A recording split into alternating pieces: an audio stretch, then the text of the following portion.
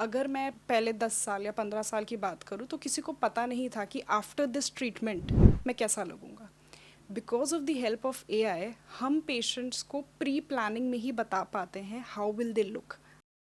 The biggest myth is that it looks unnatural.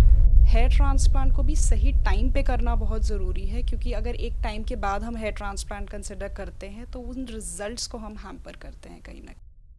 अगर हम ये बात करते हैं कि एक पर्टिकुलर शैम्पू से हमारा हेयर फॉल रुक जाएगा permanently, that can never happen, क्योंकि वो शैम्पू का काम ही नहीं है। शैम्पू का काम है टू क्लेंस, वो हमारे स्कैल्प को क्लीन करेगा। Facial treatments female versus male, क्या रेशो आपके हिसाब से होगा?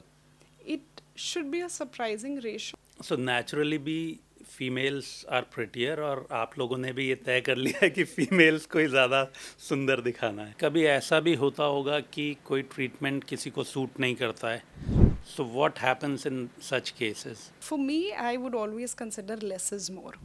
ज़रूरी नहीं है कि आप 10 ट्रीटमेंट कराएंगे तो वो आपको बेस्ट रिजल्ट्स देगा। हर ट्रीटमेंट हर इंसान के लिए नहीं है। It is not a one size fits all kind of a thing. उन्हें लगता है कि किसी और पेशेंट पे ये एग्जैक्टली सेम नंबर हुआ है और ये प्रोसीजर्स हुए हैं, तो उनके ऊपर बहुत अच्छा लग रहा है तो मेरे ऊपर भी बहुत अच्छा लगेगा। एस्थेटिक मेडिसिन कहीं ना कहीं एक स्टार्टिंग पॉइंट नहीं है। एस्थेटिक मेडिसिन बहुत सारी फील्ड्स का एंड पॉइंट है, ये लोग नहीं समझते हैं। Hello everyone, welcome to another episode of Switch Talk. और आज जिस प्रोफेशन की हम बात करेंगे वो है एस्थेटिक मेडिसिन।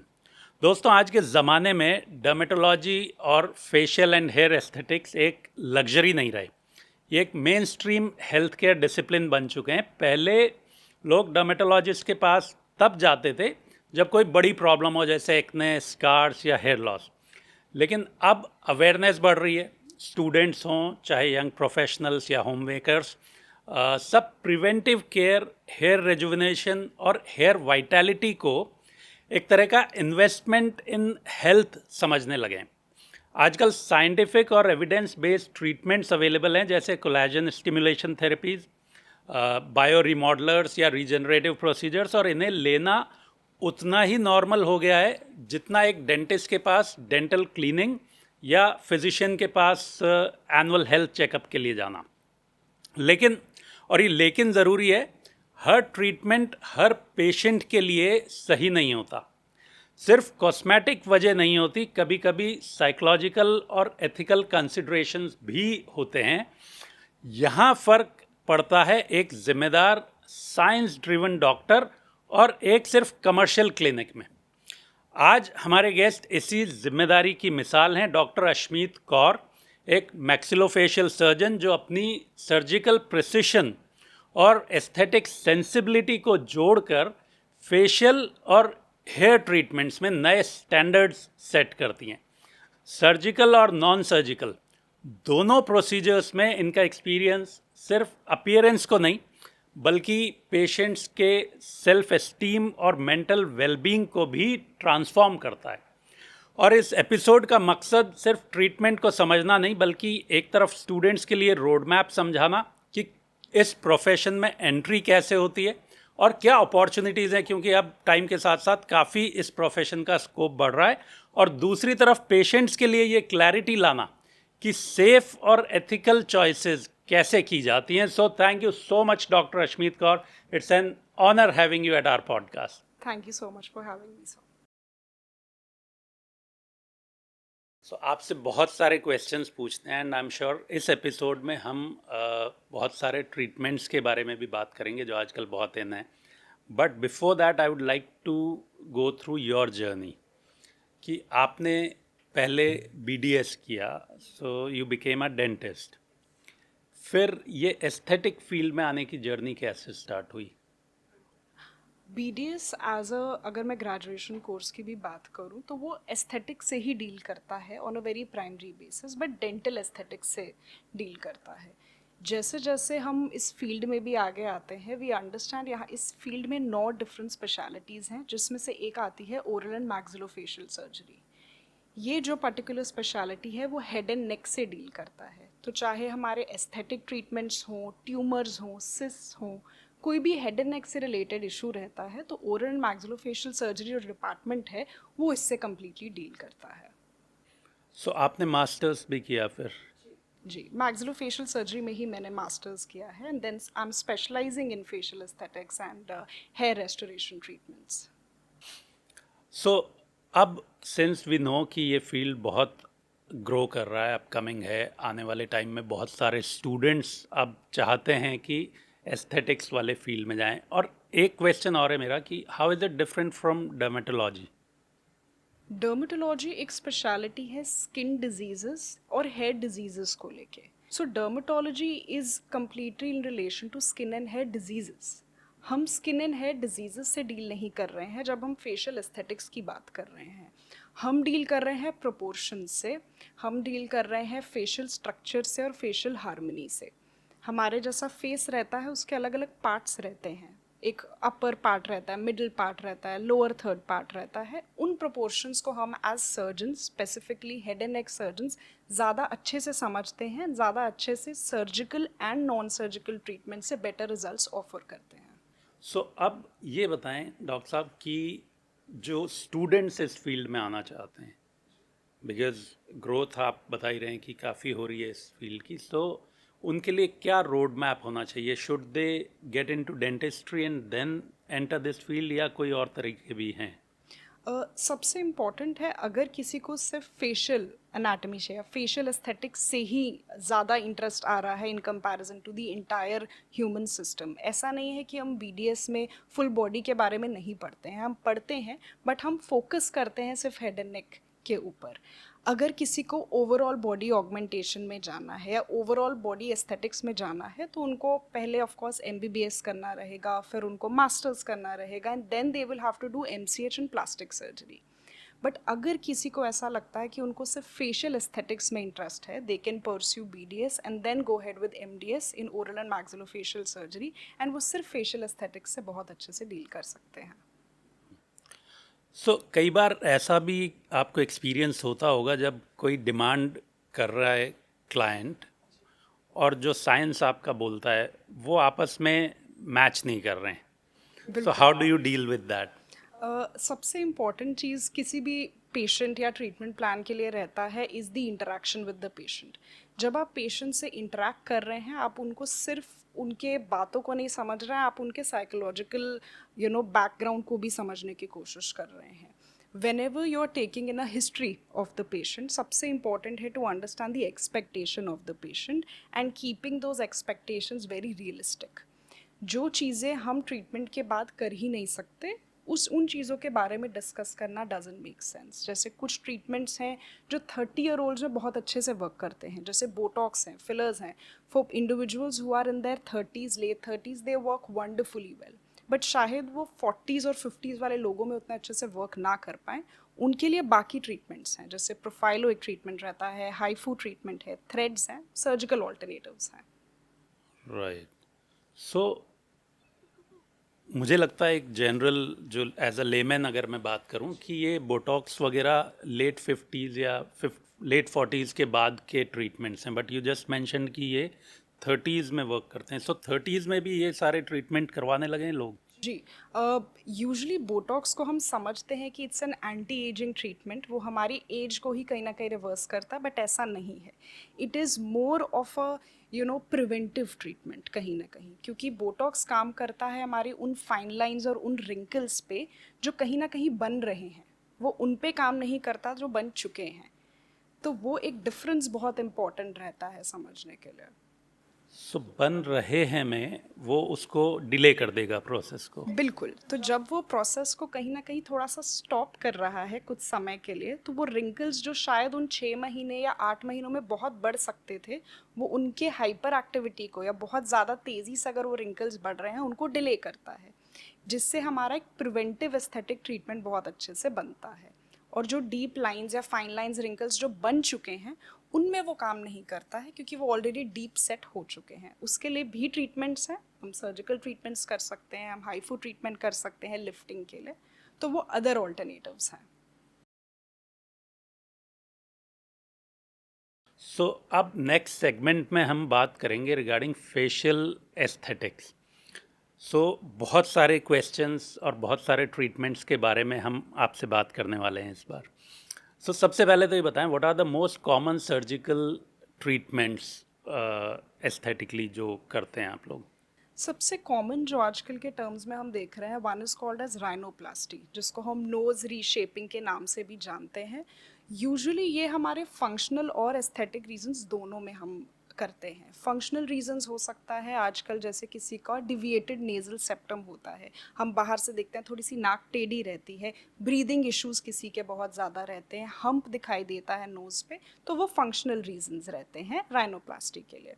एस्थेटिक रीजंस रहते हैं अगर किसी को लगता है कि मेरा नाक जो है वो फेस पे बैठ नहीं रहा है, वो थोड़ा फेस से ज़्यादा ब्रॉड दिखाई दे रहा है या मोटा दिखाई दे रहा है, वो हमारे एस्थेटिक रीजंस रहते हैं.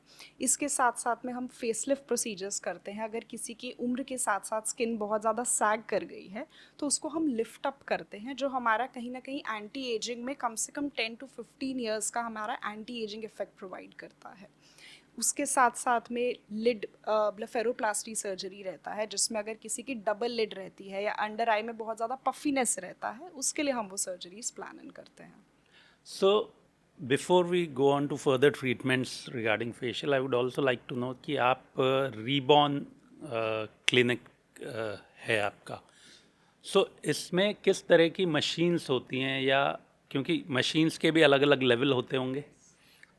ये भी माना जाता है कि भाई इंडिया में वो लेवल नहीं है जो शायद वेस्टर्न कंट्रीज़ में है. How does that work? All the machines किसी भी आप स्टैंडर्ड प्रोटोकॉल के हिसाब से देखते हैं, जो टेक्नोलॉजी रहती है that has to be approved, that has to be FDA approved कहीं ना कहीं. So the lasers that we use multiple different kind of lasers, चाहे वो फ्रैक्शनल CO2 लेज़र हो जिससे हम एक्ने स्कार्स को ट्रीट करते हैं, ट्रॉमा स्कार्स को, अगर चोट के निशान वगैरह हमारे ज़्यादा रहते हैं उनको करेक्टन करते हैं, किसी के ओपन पोर्स का इशू रहता है हम उसको रिस्ट्रिक्ट करते हैं.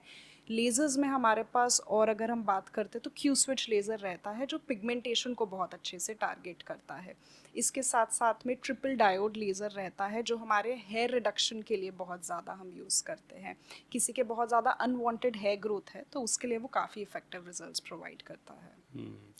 And how do you decide which surgery is right for a patient?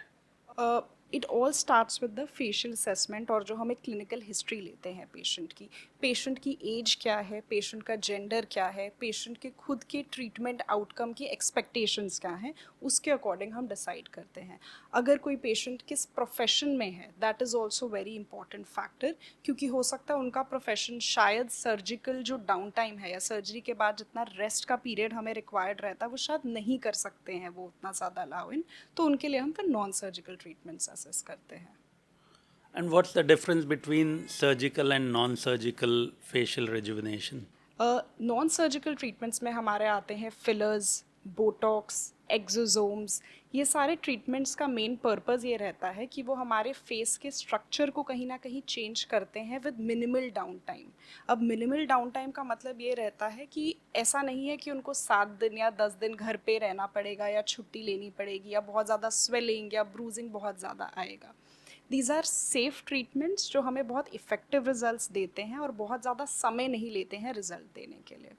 Surgical treatments में चाहे वो हमारी फेस लिफ्ट हो, नेक लिफ्ट हो, राइनोप्लास्टी हो, ये ट्रीटमेंट्स हमें लॉन्ग टर्म रिजल्ट्स देते हैं, बहुत इफ़ेक्टिव रिजल्ट्स देते हैं, बट कहीं ना कहीं वो उन रिजल्ट्स के लिए हमें उनको वो समय देना पड़ता है और कहीं ना कहीं हॉस्पिटल सेटिंग में हमें वो प्रोसीजर्स करने पड़ते हैं.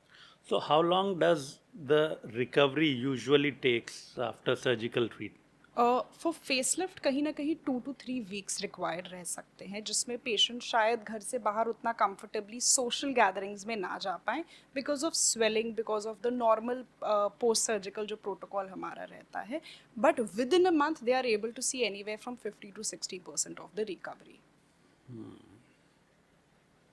So here I have a question कि कई बार हम देखते हैं जो एंटरटेनमेंट इंडस्ट्री में स्पेशली जो भी एक्टर्स इस तरह के ट्रीटमेंट्स लेते हैं, तो कुछ मूवीज़ में भी इनफैक्ट उसका ये पता चलता है कि अभी ट्रीटमेंट शायद इनका पूरा नहीं हुआ. हाउ डज दैट हैपन कि या तो उनको ज़्यादा टाइम लग गया या वो ब्रेक नहीं ले पाए? यूजुअली इसमें ये रहता है कि हर ट्रीटमेंट का करने का एक टाइम फ्रेम रहता है, और अगर हमें वो ट्रीटमेंट दोबारा भी कराना है उसके लिए एक मिनिमम गैप पीरियड रहता है।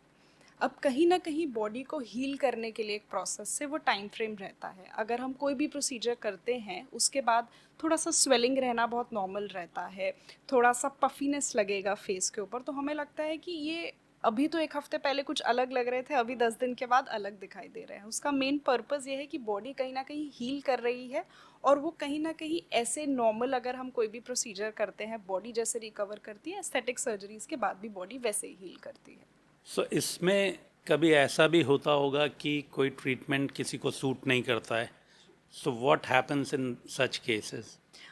अगर मैं बात करती हूँ फिलर जैसे ट्रीटमेंट की, फिलर्स का एक बेनिफिट ज़रूर ये रहता है कि हम फिलर्स को डिज़ोल्व कर सकते हैं। फिलर्स कहीं ना कहीं एक रिवर्सिबल प्रोसेस है। अगर हम किसी पेशेंट पे करते हैं, उनको अच्छा नहीं लग रहा है किसी भी रीज़न से वो रिज़ल्ट, तो हम उसको रीडिज़ोल्व कर सकते हैं, दोबारा फिर से फिलर कर सकते हैं, या उनके अकॉर्डिंग उनके सूटेबिलिटी के हिसाब से कोई और प्रोसीजर उस पर कर सो सकते मैनेज हैं, हो जाता है। मैनेज कर सकते हैं उसको। Okay. So, what are some common myths regarding facial aesthetic surgeries?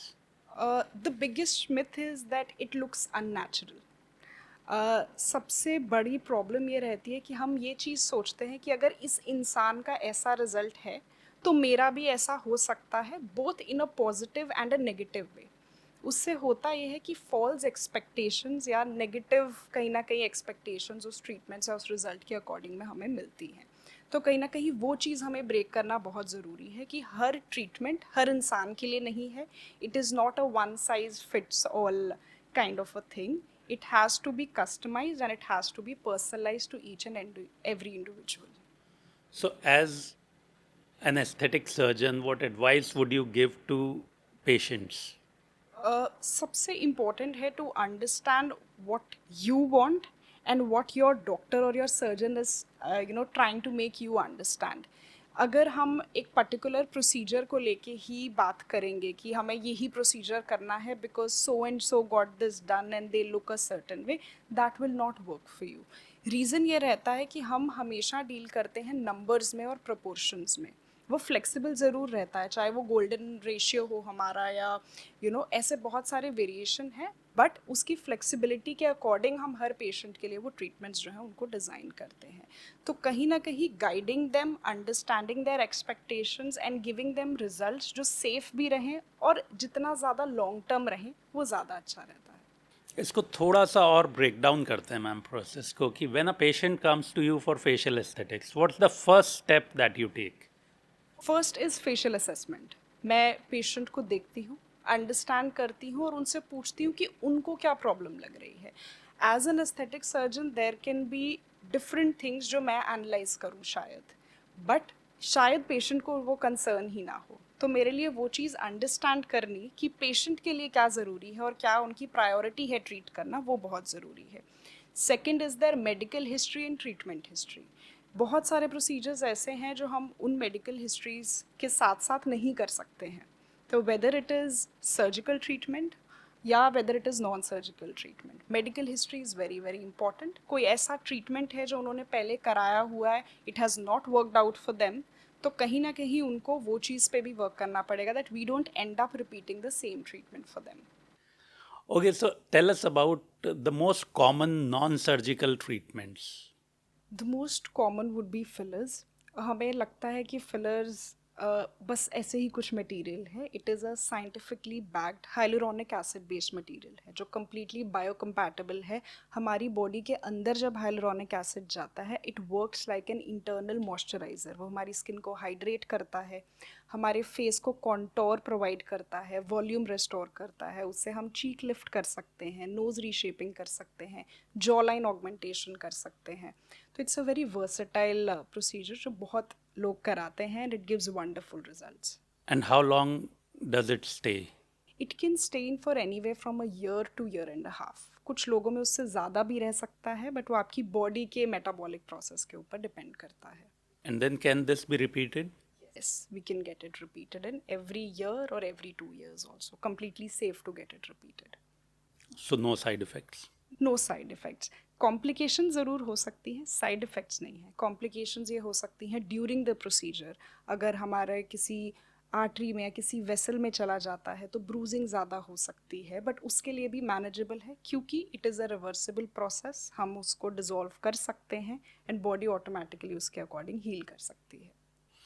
Okay, so people also often ask that how do you manage a balance between youthful looks, achieving youthful looks, and keeping it natural as well?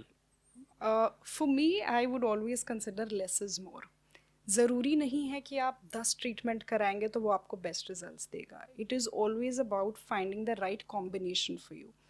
आजकल के time की बात करें, fillers, Botox बहुत अच्छा result हमें देता है, बट कहीं ना कहीं the very important point is also of regenerative medicine. अब रीजनरेटिव मेडिसिन एक ऐसा स्पेशलिटी है एस्थेटिक्स का जिससे हम अपनी ही बॉडी को कहीं ना कहीं स्टिमुलेट कर रहे हैं ज़्यादा कोलैजन बनाने के लिए। अब कोलैजन हमारी बॉडी का एक बहुत बेसिक फ्रेमवर्क है जिससे हमारी स्किन बनती है, हमारी स्किन की एजिंग डिपेक्ट होती है। वो सारे जो ट्रीटमेंट्स हैं, चाहे वो स्टेम सेल्स हों, एक्सोसोम्स हों, ये कहीं ना कहीं रीजनरेटिव मेडिसिन का बहुत इंपॉर्टेंट पार्ट है जो कहीं ना कहीं फेस ऑफ एस्थेटिक मेडिसिन को चेंज कर रहा है। So there are concepts like golden ratio and Mona Lisa proportion. What exactly are these? These are basic numerical values, जैसे हमारे फॉर्मूलाज होते हैं मैथ्स में। These work as formulas but sometimes we have to keep it flexible. हर इंसान के लिए वो फॉर्मूलाज सेम नहीं रहेंगे। वो हमारे लिए एक फ्रेमवर्क प्रोवाइड करते हैं जिसके अराउंड हम बाकी के ट्रीटमेंट्स जो हैं वो डिज़ाइन आउट करते हैं, जिससे हम एक रेशियो और प्रोपोर्शन में रहते हैं, जिससे हमारे फेस की जो हार्मनी है वो मेंटेन रहती है। Can this be applied in practice? Yes, it is for practical purposes only.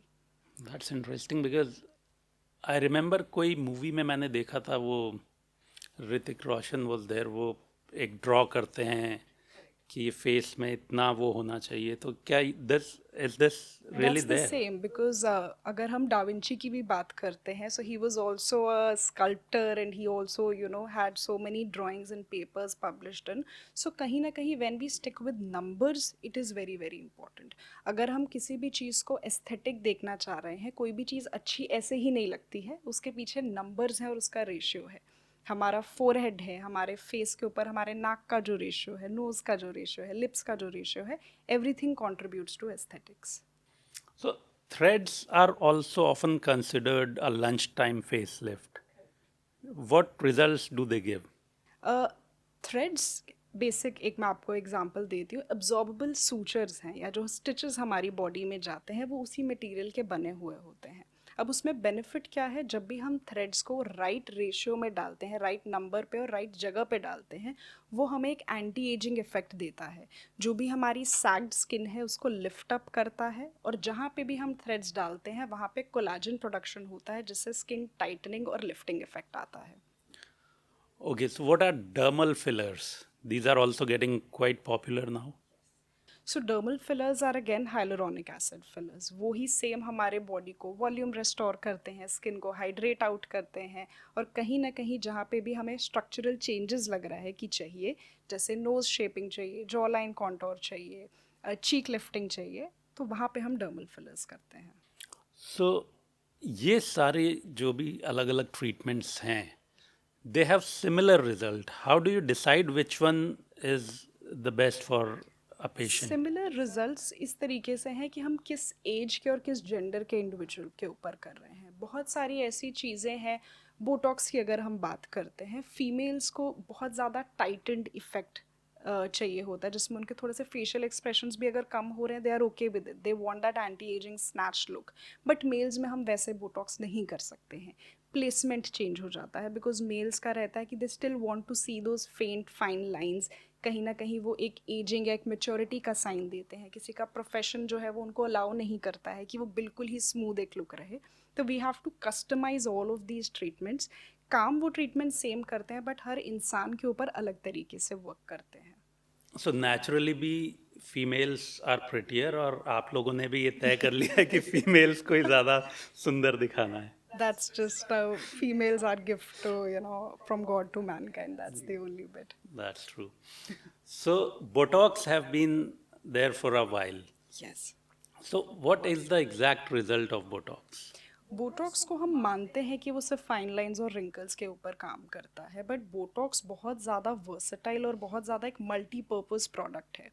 Botox के हेल्प से हम जॉ लाइन को स्लिम डाउन कर सकते हैं। किसी का बहुत ज़्यादा स्क्वायर फेस है या ब्रॉड फेस है, हम उसको स्लिम कर सकते हैं। बोटॉक्स से अगर किसी को एक्सेसिव स्वेटिंग की प्रॉब्लम है, बोटॉक्स से हम उसको भी करेक्ट कर सकते हैं।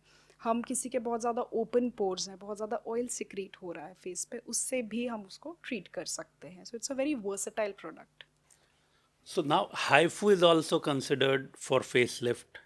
So what exactly is that? HIFU is high intensity focused ultrasound. It's a machine based treatment. अब ये अल्ट्रासोनिक एनर्जी को यूज़ करता है और उसी हमारी मसल की लेयर के ऊपर काम करता है, जिसको हम फेस लिफ्ट में टाइटन करते हैं। सो दोनों में जो हमारा टारगेटेड एरिया है वो सेम रहता है, बट फेस लिफ्ट में हम कहीं ना कहीं उसके ऊपर स्टिचेस या थ्रेड्स डालते हैं और लिफ्ट करते हैं, बट हाइफू में हम सिर्फ वाया एनर्जी उस मसल को लिफ्ट करते हैं। Okay, now Profilo is also trending. So how is it different from Botox? Profhilo is a bio remodeller. Botox है या फिलर्स है, वो कहीं ना कहीं हम एस्थेटिक ट्रीटमेंट्स के लिए बहुत ज़्यादा यूज़ करते हैं। प्रोफाइलो हमारी बॉडी के नेचुरल कोलाजन प्रोडक्शन को बहुत ज़्यादा हेल्प करता है। उसमें कॉम्बिनेशन रहता है low molecular and high molecular hyaluronic acid का, जो कहीं ना कहीं skin hydration and skin elasticity पे बहुत अच्छे से वर्क करता है। Okay, now PDRN treatments are also gaining attention. So what is that? PDRN basically हमारा जो सैल्मन फिश रहती है उसके डीएनए से हम डराइव करते हैं। So this is a regenerative medicine का बहुत ही इंटीग्रल कंपोनेंट, क्योंकि अगर हम माइक्रोस्कोपिक लेवल पे भी देखते हैं, salmon DNA is very very compatible with human DNA. So होता क्या है, जब भी हम पीडीआरएन को लेके हमारी स्किन के अंदर चाहे इंजेक्ट करते हैं या फिर माइक्रो नीडलिंग ट्रीटमेंट से परफॉर्म करते हैं, बहुत ज़्यादा स्किन के हाइड्रेशन पे वर्क इन होता है, स्किन इलास्टिसिटी पे वर्क इन होता है और बहुत नेचुरल रिजल्ट्स रहते हैं उसके। Okay, so that was all about facial treatment, surgical, non-surgical.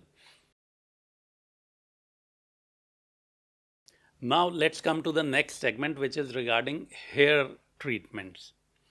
So hair fall has been a major concern for everyone, for and I think more for males, is it? Or Yes, is it? mostly females. Also for males and females depends on different age groups as well. Oh, yes. Okay. So what are the most common treatments, or when should one consider transplant? Transplant comes at a point जब भी आपकी कोई भी hair regenerative या hair restorative therapies आपके लिए काम नहीं कर रही हैं। पीआरपी हो गया या ग्रोथ फैक्टर कॉन्सेंट्रेट थेरेपी है या hair mesotherapy, they are not working for you, तब आपको हेयर ट्रांसप्लांट की तरफ जाना चाहिए।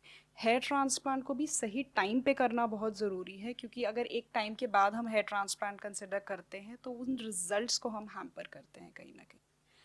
And what are the most common myths related to hair transplant? Again people think that hair transplants are suppose to look unnatural, कि अगर किसी ने हेयर ट्रांसप्लांट करवाया है तो वो लगेगा कि हेयर ट्रांसप्लांट कराया है, बट हेयर ट्रांसप्लांट के रिजल्ट डिपेंड करते हैं सबसे इम्पॉर्टेंट पेशेंट सिलेक्शन पे, कि हम किस इंसान के ऊपर करने वाले हैं हेयर ट्रांसप्लांट, आपके चॉइस ऑफ सर्जन पे, क्या आप जिस डॉक्टर के पास गए हैं वो क्वालिफाइड सर्जन हैं उस प्रोसीजर को परफॉर्म करने के लिए कि नहीं, एंड तीसरी चीज़ है कि डायग्नोसिस करेक्ट होना बहुत ज़रूरी है।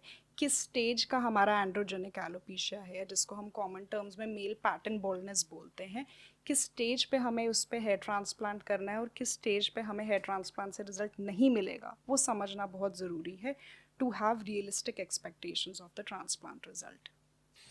So what non-surgical treatment would you suggest for hair restoration? दो डिफरेंट कैटेगरी के ट्रीटमेंट्स रहते हैं। एक रहता है ब्लड बेस्ड ट्रीटमेंट्स। अब ब्लड बेस से हमें लगता है कि क्या है ये, but it is something that is derive from your own blood cells. बहुत कॉमनली डन है PRP therapy, which is platelet rich plasma. उसके साथ साथ में ग्रोथ फैक्टर कॉन्सेंट्रेट थेरेपी रहता है फॉर पीपल जिनको बहुत ज़्यादा इशू है हेयर फॉल का या बहुत लंबे समय से है, उनके लिए बहुत अच्छे से वर्क करता है QR678 therapy, hair mesotherapy, Regenera Activa therapy. So these are combination treatments जो हमें बहुत इफेक्टिव रिजल्ट्स देते हैं विदाउट एनी मेजर कॉम्प्लिकेशंस या without major down time. So ये थेरेपीज से एक्चुअली बाल वापस उग जाते हैं, मतलब नए बाल आ जाते हैं? जी, सबसे ज़रूरी चीज़ रहता है कि हमें जो बाल बाहर की तरफ दिख रहा है, बाल का बेसिक पर्पस रहता है उसके रूट से, जो हेयर फॉलिकल है हमारा। अगर हेयर फॉलिकल हमारे स्कैल्प के अंदर प्रेजेंट नहीं है, हमने किसी भी कारण से वो वहाँ से जा चुका है, हम वहाँ पे नहीं ग्रोथ करवा सकते हैं हेयर की। तो इम्पॉर्टेंट चीज़ है, जब भी हम हेयर फॉल का एक फेज़ से गुजर रहे हैं तब इन थेरेपीज़ पे फोकस करना बहुत ज़रूरी है, ताकि हम हेयर लॉस के फेज़ पे ना चले जाएं। जितना हेयर फॉल का फेज़ एक्सटेंड करेगा उतनी जल्दी ही हमारा हेयर लॉस का फेज़ स्टार्ट हो जाता है। अब मुझे मेरे कुछ फ्रेंड्स याद आ रहे हैं जिनके बाल बिल्कुल गायब हो चुके हैं, तो क्या उनके लिए भी स्कोप होता है, मतलब नॉन सर्जिकल? जी, अगर डिपेंड करता है कि उनका किस स्टेज का पैटर्न बॉल्डनेस है। कई बार हमें पैटर्न बॉल्डनेस लगता है कि हमारी हेयर लाइन रिसीड हो गई है, कई बार लगता है कि हेयर लाइन के साथ साथ जो क्राउन एरिया है, हेड का जो टॉप का एरिया है वो भी चला गया है। बहुत सारे स्टेजेस में ग्रेड 1 है, ग्रेड 2, ग्रेड 3 जो रहता है मेल पैटर्न बॉल्डनेस, उन सब में हम ट्रीटमेंट एक रहता है रीजेनरा एक्टिवा, उस ट्रीटमेंट को हम कर सकते हैं। सो मतलब आप कह रहे हैं कि जिनके बिल्कुल बाल ख़त्म हो गए उनके भी आ सकते हैं, तो ग्रेड मेरे 3 पास तो तक हम फिर भी कर सकते ठीक ठाक स्कोप है कि मेरे भी हैं। ठीक हो सकते हैं। बिल्कुल बिल्कुल sir. So how do you manage expectations of patients regarding hair restoration? सबसे इम्पॉर्टेंट चीज़ रहता है इसमें कंसिस्टेंसी।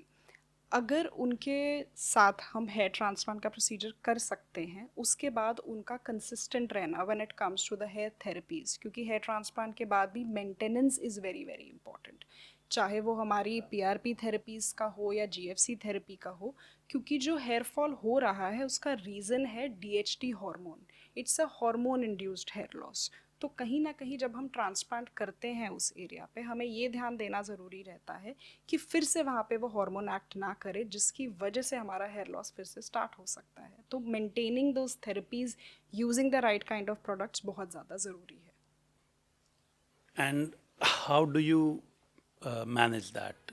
क्या सजेस्ट करेंगे आप कि हेयर केयर कैसे होनी चाहिए? For males specifically post transplant depend करता है उनकी मेडिकल हिस्ट्री पे। जो सबसे कॉमनली एंड सबसे रिसर्च हमारा कंपाउंड रहता है विच इज़ मिनॉक्सिडिल।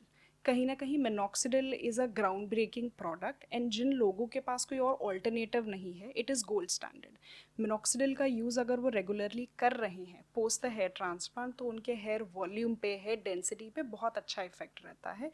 जिसके साथ आजकल और भी हमारे पास नेचुरल ऑल्टरनेटिव्स भी हैं जो हमारे हेयर ग्रोथ को कहीं ना कहीं सपोर्ट करते हैं। सो एक मैंने कहीं पढ़ा था कि जो हम बचपन से तो सुनते हैं कि बालों में ऑयल लगाना चाहिए, उससे बाल अच्छे रहते हैं, हेल्थ अच्छी रहती है, बट कहीं पे मैंने ये भी पढ़ा कि इट्स अ मिसकंसेप्शन और इट्स अ मिथ कि उससे कोई फ़र्क नहीं पड़ता है। So what exactly is the case, कि क्या बालों में ऑयल अप्लाई करना चाहिए या नहीं? डिपेंड करता है हमारी कंडीशन के ऊपर। ऑयल का एक पेनिट्रेशन का डेप्थ रहता है कि ऑयल कब तक और कितनी दूर तक अब्जॉर्ब होगा। ज़रूरी नहीं है कि अगर हम ओवरनाइट एप्लीकेशन, क्योंकि हम बचपन से शायद वही सुन रहे हैं कि रात को लगा लो तेल और सुबह वॉश कर दो, बट कहीं ना कहीं जितना ऑयल आपका 45 मिनट्स टू 1 आवर में अब्जॉर्ब होगा, उतना ही आपका ओवरनाइट रखने से भी होगा। बट प्रॉब्लम क्या आती है एसोसिएटेड चीज़ों से। अगर हम बहुत हैवी बेस्ड ऑयल्स स्कैल्प पे अगर लगाते हैं, तो वो सेम जो ऑयल है हमारे बेडिंग्स पे या पिलो कवर पे भी जाता है, जिसकी वजह से हमें और प्रॉब्लम्स हो सकती हैं, एक्ने की प्रॉब्लम स्टार्ट हो सकती हैं। अगर कोई बेसिक स्कैल्प इन्फेक्शन है तो वो फैमिली मेम्बर्स जो हैं बाकी के, उनमें भी स्प्रेड हो सकती है। सो कहीं ना कहीं ऑयल बहुत ज़्यादा कलेक्ट कर लेता है उन प्रॉब्लम्स को। तो डिपेंड करता है, अगर ऑयलिंग हम करना चाहते हैं फॉर हाइड्रेशन पर्पस, कहीं ना कहीं नरिशमेंट प्रोवाइड करना चाहते हैं हम बालों को, तो हम उसको 1 घंटा रख के इजीली वॉश ऑफ कर सकते हैं with the right kind of shampoo. अच्छा, शैम्पू से मुझे दिमाग में आ रहा है कि नो अमोनिया शैम्पू या इस तरह के बहुत सारे कलर्स में भी आता है ना? हाँ, तो इस तरह के जो शैम्पू और ये आ रहे हैं प्रोडक्ट्स, किसी में बोलते हैं कि इसमें एग है, किसी में बोलते हैं इसमें प्याज का रस है, सो कोई दही का वो बोलते हैं, तो क्या हम नेचुरली इन प्रोडक्ट्स को लगाने से कोई फ़ायदा है, दही से बाल धोने का या प्याज के रस या अंडे से? जी, ये सब हमारे जो नुस्खे हैं कहीं ना कहीं, ये हमारे बहुत पहले के टाइम से आ रहे हैं, जब हमारा पोल्यूशन रेट जो था वो काफ़ी कम था, हमारी डाइट शायद बहुत ज़्यादा हेल्दी थी इन कंपैरिजन। तो कहीं ना कहीं बॉडी के अंदर जो अभी टॉक्सिन्स हैं या पोल्यूटेंट्स जो हमारी स्किन और हेयर अट्रैक्ट कर रहे हैं इस टाइम पे, ये वर्क उतना इफेक्टिवली नहीं कर सकते। प्योरिटी ऑफ द प्रोडक्ट्स भी बहुत ज़्यादा ज़रूरी है, क्या हम उस क्वालिटी के प्रोडक्ट्स हम कहीं ना कहीं अभी मिल पा रहे हैं हमें कि वो हम इस्तेमाल कर पाएँ। बट इम्पॉर्टेंट फैक्टर ये है कि the science still remains the same.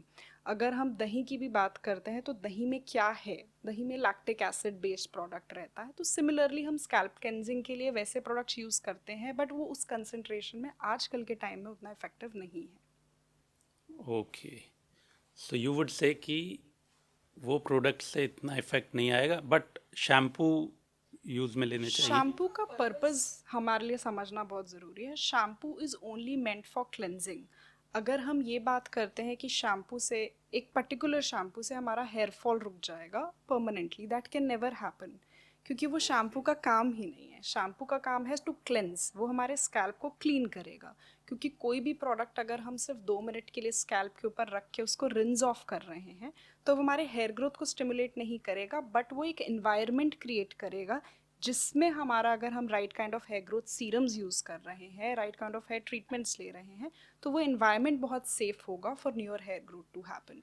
सो ये जिस तरह से प्रमोशन करती हैं कंपनीज कि ऐसा लगता है कि बस बाल वापस बहुत घने हो जाएंगे, लंबे हो जाएंगे, वॉट, कोई रेगुलेटरी बॉडी नहीं है जो इनसे सवाल करे कि यार ये आप लोग जब इस तरह के क्लेम्स कर रहे हो, what is the banking that you have behind these?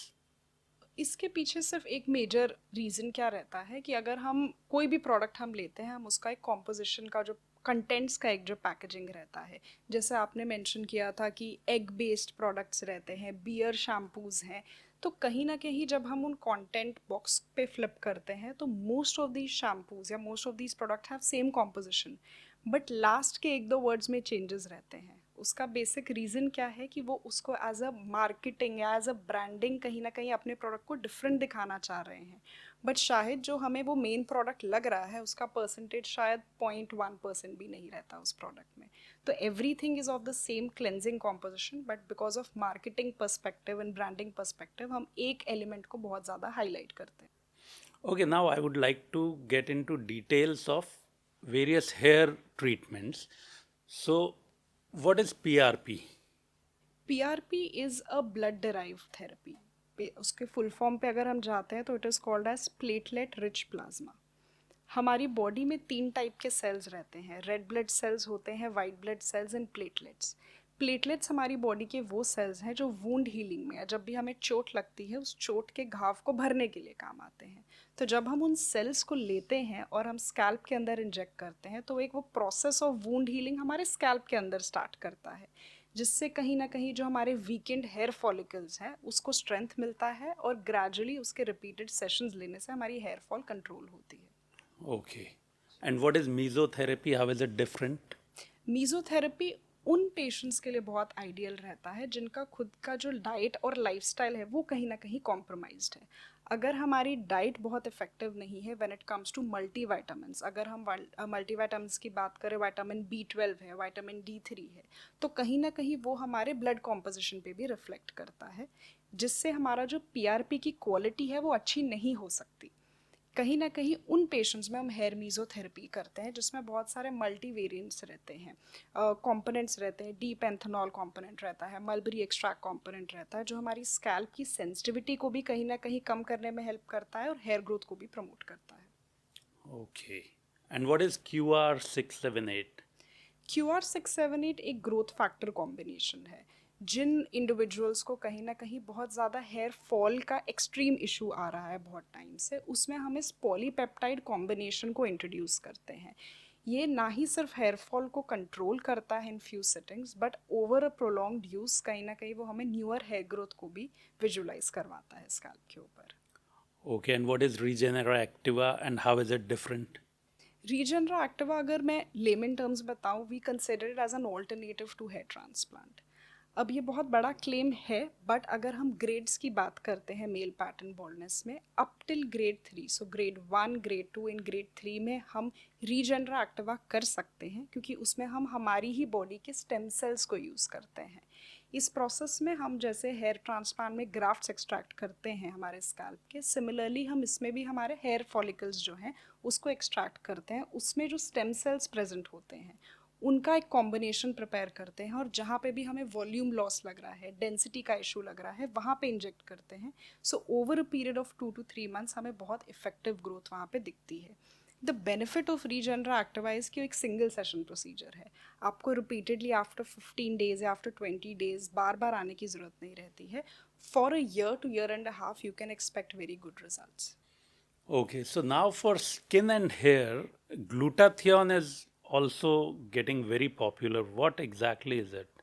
Glutathione is a natural antioxidant. Glutathione हमारी लिवर ही कहीं ना कहीं प्रोड्यूस करती है, but over a period of time हमारे लाइफस्टाइल चेंजेस की वजह से ग्लूटाथियोन की एक्टिविटी और प्रोडक्शन लिवर कहीं ना कहीं कम करती है। तो जो हमारी बॉडी में टॉक्सिन्स रहते हैं वो प्रेजेंट जब होते हैं तो हमारे स्किन और हेयर हेल्थ को बहुत ज़्यादा इफेक्ट करता है। आईवी के फॉर्म में जब भी हम ग्लूटाथियोन लेते हैं in combination with vitamin C and other multivitamins, तो हम देखते हैं बॉडी डिटॉक्स होती है, फ्री रेडिकल्स को बॉडी कहीं ना कहीं एलिमिनेट करती है, लाइटनिंग एंड ब्राइटनिंग इफेक्ट देती है, एंड इनडायरेक्टली हमारी स्किन और हेयर हेल्थ पे भी बहुत पॉजिटिव इम्पैक्ट क्रिएट करती है। सो मैम, कई बार हम ये भी देखते हैं कि कुछ पार्लर्स भी हैं जो इस तरह के ट्रीटमेंट्स कर देते हैं हेयर एंड स्किन से रिलेटेड, जबकि we are not very sure कि if they have people with kind of skills that are required. So वो कैसे आइडेंटिफाई करें या वो कैसे पता चलेगा? बहुत ज़रूरी है अंडरस्टैंड करना कि जिस भी जगह पे आप ट्रीटमेंट्स करने जा रहे हैं क्या वो लाइसेंस्ड भी है कि नहीं। अवेलेबिलिटी ऑफ अ डॉक्टर, चाहे हम बेसिक मेडिफेशियल से लेके पील्स, लेज़र्स या आईवी थेरेपीज जो आजकल बहुत ट्रेंड में है, उन सब ट्रीटमेंट्स के करने के टाइम पे एक डॉक्टर की अवेलेबिलिटी ऑन साइट बहुत ज़रूरी है। करने के लिए ट्रीटमेंट्स कोई भी कर सकता है, इट डजेंट नीड बहुत major skills, but the problem happens is कि अगर कहीं ना कहीं वहाँ पे कोई मिसहैप होता है, क्या आपके पास जो अवेलेबल लोग हैं वो उस मेडिकल इमरजेंसी से डील कर पाएंगे कि नहीं, क्या उनके पास वो क्वालिफिकेशन या एक्सपर्टीज़ है to deal with the medical complication. क्योंकि चाहे हम लेज़र्स की बात करें या आईवी थेरेपीज़ की बात करें, ग्लूटाथियोन थेरेपी की बात करें, थिंग्स बहुत ज़्यादा बहुत जल्दी कॉम्प्लिकेट होती हैं, और अगर अनक्वालिफाइड प्रोफेशनल्स हैं तो it will not last very long for them. I am sure, जब मैं जॉब में था तो एक जगह हम लोग गए थे एक सीमलवाड़ा, एक सब डिवीज़न है डूंगरपुर डिस्ट्रिक्ट में। वहाँ पर हमें इन्फॉर्मेशन मिली कि कुछ प्राइवेट नर्सिंग होम है, वहाँ पर अबॉर्शन करते थे वो लोग, इलीगल। सो वहाँ पे मैंने पुलिस को साथ में लिया और हमने वहाँ पर जब छापा मारा तो हमें बहुत सारे पेशेंट्स मिले, बहुत सारी ऐसी दवाइयाँ मिली जो एबॉर्शन के काम में आती हैं। तो इस तरह की चीज़ें जब उस लेवल पे भी लोग कर रहे हैं तो आई एम श्योर ये जब स्किन एंड हेयर की बात है तो इसमें तो बहुत ज़्यादा इस तरह के लोग होंगे जो ये दावे करते हैं कि हाँ, हम आपको ये स्किन से रिलेटेड या हेयर से रिलेटेड ट्रीटमेंट्स दे देंगे। So do you think it is safe to go there and get these done? Absolutely not.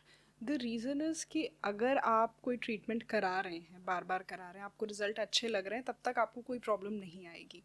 जिस दिन आपको कोई कॉम्प्लिकेशन होगी, who will you go to? You need a medical person जिनका एक एक्टिव मेडिकल लाइसेंस है to practise in that state. आप वो ज़रूर चेक इन करिए, आप उनका रजिस्ट्रेशन नंबर ज़रूर पूछिए, सो दैट यू नो कि आप सेफ हैंड्स में हैं। बिकॉज ये ऐसी फील्ड है जिसमें हम बेटरमेंट चाह रहे हैं, अपनी एस्थेटिक पॉइंट से फिजिकल बेटरमेंट चाह रहे हैं। उस पर अगर कोई डैमेज आता है या वो हमारी ओवरऑल हेल्थ को इम्पैक्ट करता है, it just is very very negative. So doctor साहब, ये बताएं कोई इंटरेस्टिंग केस ऐसा आया हो जिसमें आपको लगा हो कि यार ये बड़ा कॉम्प्लिकेटेड है, समझ नहीं आ रहा कि ये प्रॉब्लम क्यों है, and then you eventually solved it? हमारे पास एक पेशेंट आए थे जो शायद 3 या 4 क्लिनिक पहले विजिट कर चुके थे। उनको फोरहेड पिगमेंटेशन या हमारे माथे पे बहुत ज़्यादा डार्क कलर का उनका बैंड बन गया था। उन्होंने लेज़र ट्रीटमेंट्स लिए, पील ट्रीटमेंट्स बहुत सारे लिए, मल्टीविटामिन्स भी वो कुछ कुछ ले रहे थे।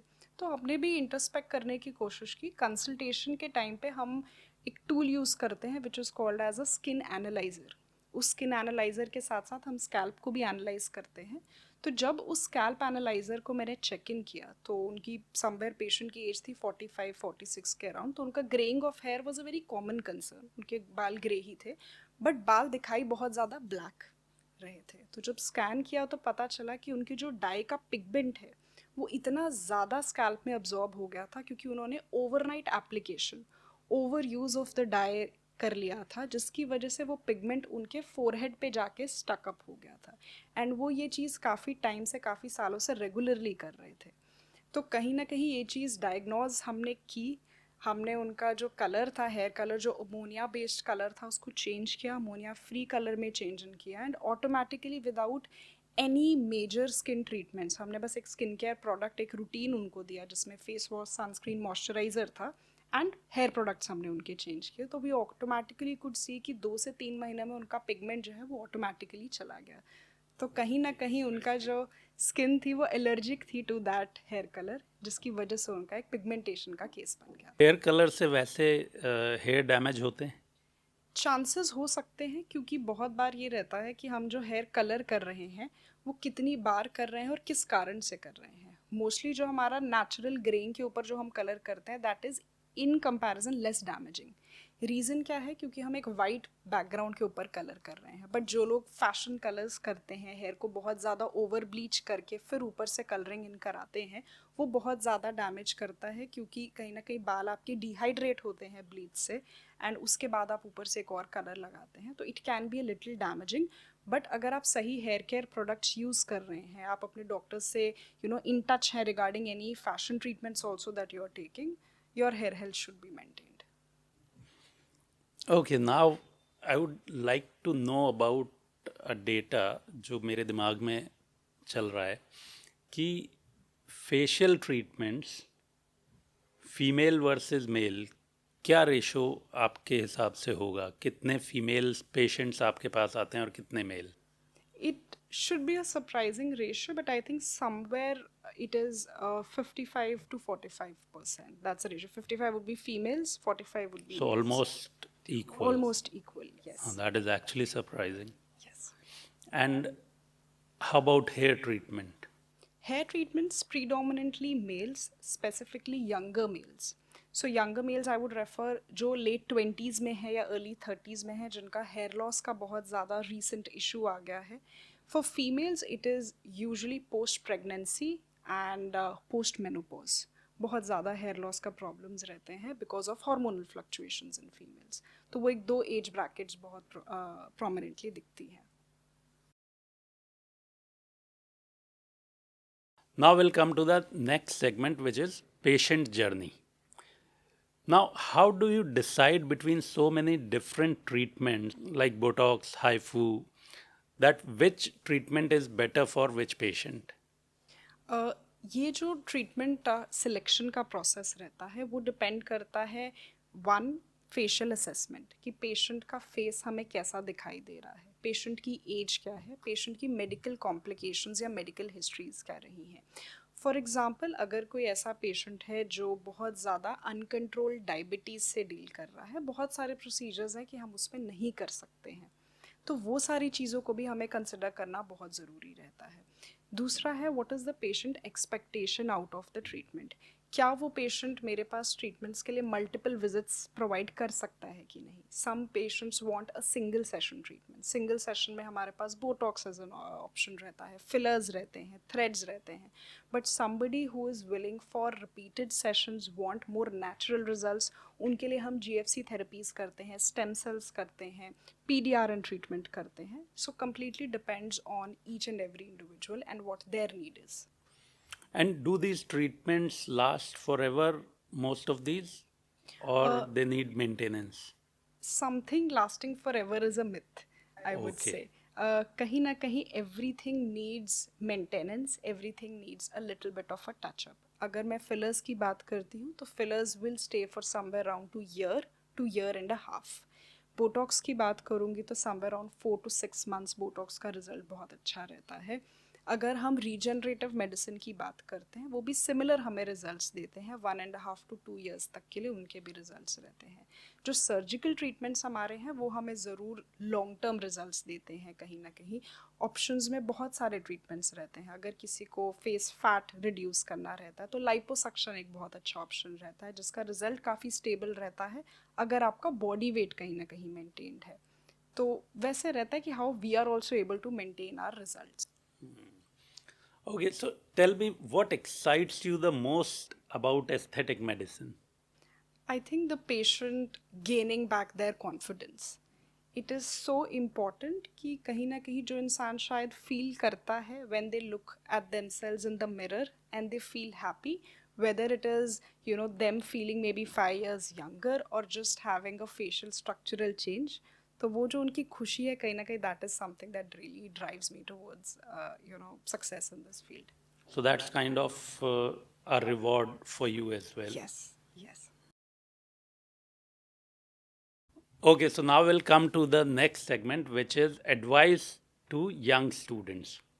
So डॉक्टर साहब, अब आप ये बताएं कि जो एस्पायरिंग स्टूडेंट्स हैं जो डॉक्टर बनना चाहते हैं, स्पेशली एस्थेटिक जो फील्ड है, ये मेडिसिन, एस्थेटिक मेडिसिन वाले फील्ड में आना चाहते हैं, उनके लिए कोई 3 एडवाइस आपकी क्या होंगी?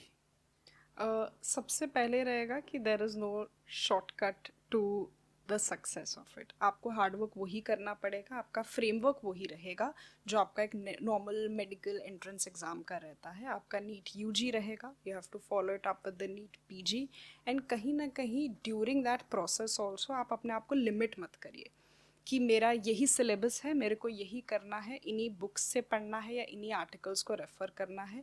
Expand your mind when it comes to this. कहीं ना कहीं आजकल हमारे पास सोशल मीडिया का बहुत एक बड़ा पावरफुल टूल है, जिससे हम उन डॉक्टर्स, उन लाइव्स या उन लोगों को जिनको हम लुकअप करते हैं उनके बारे में बहुत ईजिली जान सकते हैं। सो कहीं ना कहीं जो डॉक्टर्स आपको मोटिवेट कर रहे हैं, आप उनके साथ कहीं ना कहीं सोशल मीडिया पे कनेक्टेड रहेंगे, उनके लिए क्या वर्क इन किया है वो आप बहुत अच्छे से समझ पाएंगे। सो कहीं ना कहीं अगर मैं अपनी बात करूँ तो मेरा टाइम पे मैं ये नहीं बोलूँगी कि aesthetic medicine was something which was trending, वो चीज़ अभी ज़्यादा हो रही है। सो कहीं ना कहीं अंडरस्टैंडिंग कि आपको ये चीज़ अपने लाइफ के शायद अगले 25-30 ईयर्स मिनिमम करना है, you have to do this every single day. तो कहीं ना कहीं वो चीज़ आप ट्रेंड के अकॉर्डिंग नहीं सिलेक्ट कर सकते, you have to live that life, it becomes who you are, it becomes a part of who you are। तो आप उस तरीके से देखिए कि आप रोज़ सुबह उठ के अगर जाएंगे वैसी लाइफ आपको जीनी है, अगर आपको वो सेटिस्फैक्शन दे रहा है तो 100% आई थिंक उसमें जब आप हार्डवर्क भी डालेंगे it will not feel like hard work, it will be very very easy for you. तो फर्स्ट पॉइंट आपने बताया टू अटेन स्किल्स, सेकंड हो गया कि you should have interest in the field, और कोई थर्ड पॉइंट जो आपको लगता है कि स्टूडेंट्स को पहले से सोचना चाहिए before they actually decide to get into aesthetic medicine? Aesthetic medicine कहीं ना कहीं एक स्टार्टिंग पॉइंट नहीं है, एस्थेटिक मेडिसिन बहुत सारी फील्ड्स का एंड पॉइंट है। ये लोग नहीं समझते हैं कि हमें पहले, अगर हम चाहे अंडर ग्रेजुएशन एमबीबीएस में कर रहे हैं, बीडीएस में कर रहे हैं, हम aesthetics as a field starting से चूज़ नहीं कर सकते हैं। We have to undergo the same training जो शायद कोई भी और स्पेशलिटी के डॉक्टर्स कर रहे हैं। आपको सेम ही फील्ड या सेम ही सिलेबस पढ़ना है, बट इन द एंड वो आपके पास एक चॉइस है at the end of your post graduation, end of your under graduation, कि आप क्या करना चाह रहे हैं। तो उन 5 सालों में या पोस्ट ग्रेजुएशन के बाद वो 8 सालों के जर्नी में आप वो चीज़ डिसाइड कर सकते हैं। तो कहीं ना कहीं जो आपकी नॉलेज आपने उन सालों में गेन की है, जब वो आप उसको एस्थेटिक्स में लगाएंगे, then you will be able to interconnect everything, और कहीं ना कहीं वो आपकी अंडरस्टैंडिंग बहुत ज़्यादा सुपीरियर होगी to other individuals. So there is one more concern that generally students and even their parents have कि भाई अगर इस फील्ड में हम जाएंगे तो फाइनेंशियली हमारा किस तरह का स्टेटस हम मेंटेन कर पाएंगे। तो considering this is a growing field, jobs की अवेलेबिलिटी कैसी है और कितना पे करता है ये प्रोफेशन? जॉब्स की अवेलेबिलिटी की बात करूँ, it's immense, it's a very competitive, very growing field.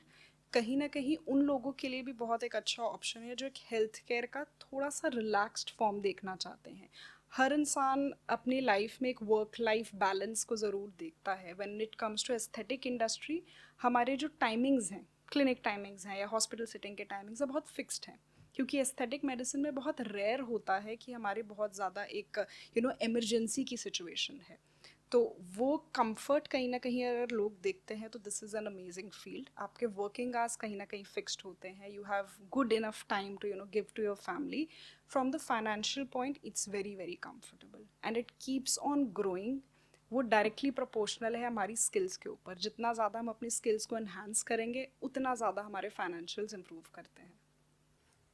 Okay, and now with the changing technology, changing time, what do you see the future of aesthetic medicines say 10 years from now? किस तरह के changes आपको लगता है और आ चुके होंगे? क्या हेयर ट्रीटमेंट्स या स्किन ट्रीटमेंट्स इंसान को हमेशा यंग लुक देने वाले ट्रीटमेंट्स आ चुके होंगे? How is it progressing? सबसे इम्पॉर्टेंट जो अभी मेरे को लग रहा है, जो ट्रेंड भी नहीं मैं बोलूँगी, it's a revolutionary technology, is the evolution of AI, the AI integration into aesthetics. अगर मैं पहले 10 साल या 15 साल की बात करूँ तो किसी को पता नहीं था कि आफ्टर दिस ट्रीटमेंट मैं कैसा लगूंगा. Because of the help of AI हम पेशेंट्स को प्री प्लानिंग में ही बता पाते हैं how will they look, how will they be perceived after this surgery, कि उनका कैसा स्ट्रक्चर लगने वाला है. तो कहीं ना कहीं पेशेंट कॉन्फिडेंस इस चीज़ से बहुत अच्छे से गेन करता है कि I know what I am looking forward to. तो कहीं ना कहीं वो पेशेंट्स की एक्सपेक्टेशन को रियलिस्टिक बनाने में बहुत हेल्प करता है. और एज सर्जन्स, एज डॉक्टर्स, हमारी प्लानिंग में, जो ट्रीटमेंट प्लानिंग हम करते हैं, उसमें बहुत ज़्यादा हेल्पफुल रहता है. Okay, so now I also see a lot of clinics coming up. So how does a person decide or choose कि which one is the best for us? जैसे Reborn skin and hair clinic है आपका, so how would we know कि Reborn best है? सबसे important चीज़ है, आप जब भी रीबॉर्न में आएंगे, आप किसी भी डॉक्टर से इंटरेक्ट कर रहे हैं, डॉक्टर का जो एजुकेशनल बैकग्राउंड है, उनकी जो स्किल्स हैं, वो किस तरीके से आपको कंसल्ट कर रहे हैं, that is very very important. कहीं ना कहीं 10 ट्रीटमेंट हम बताएंगे आपको, उसमें से शायद आपके लिए एक भी वर्क ना करे, that doesn't add up. So we are Reborn, we believe that whatever treatment is required should be done first, and बाकी सारी चीज़ें हम उसको धीरे धीरे अलाइन अप करते हैं. Educational qualification is must. आप ज़रूर पूछें. Experience of your doctors is very very important, कि जो भी इंसान आपका ट्रीटमेंट कर रहा है वो किस चीज़ में स्पेशलाइज कर रहा है, कितने सालों से वो उस चीज़ को कर रहा है, and so on and so forth. So आजकल छोटे टाउन्स में भी इस तरह के क्लिनिक्स ग्रेजुअली जाने लगे हैं. सो डू यू थिंक कि आपके पास या बड़े शहरों में अभी वो लोग आते हैं और वो डिमांड करते हैं कि ये आप लोग छोटे शहरों में भी स्टार्ट करें क्लिनिक्स, या ये वाइबल है अभी? जी, कहीं ना कहीं आई थिंक जो एस्थेटिक्स है, जो हम ब्यूटी की बात करते हैं, वो रीजनल बेस्ड डिवाइड हम नहीं कर सकते हैं. Everybody wants to look good, और कहीं ना कहीं जो स्मॉलर टाउन्स में हम इस चीज़ का ज़्यादा प्रोग्रेस देख रहे हैं, ज़्यादा एस्पिरेशन देख रहे हैं. So there are a lot of patients जो आते हैं, जिनको स्पेसिफिकली पता होता है कि हमें यही ट्रीटमेंट कराना है और यहाँ ही कराना है, इस बॉडी पार्ट पे आप फोरहेड पे इतना बोटॉक्स कर दीजिए. So that is how well informed the patients are. और कहीं ना कहीं because of the social media connectivity, ये चीज़ बहुत अच्छी है कि पेशेंट्स वेल इन्फॉर्म्ड हैं.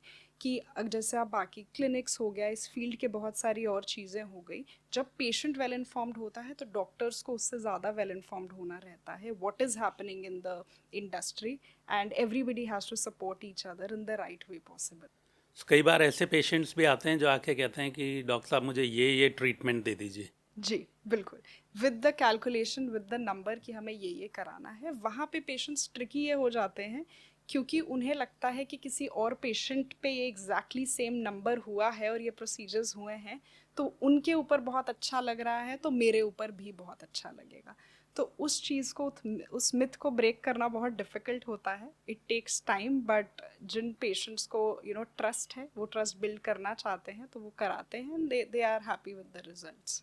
So thank you so much, Doctor. It was pleasure talking to you and very informative as well for me.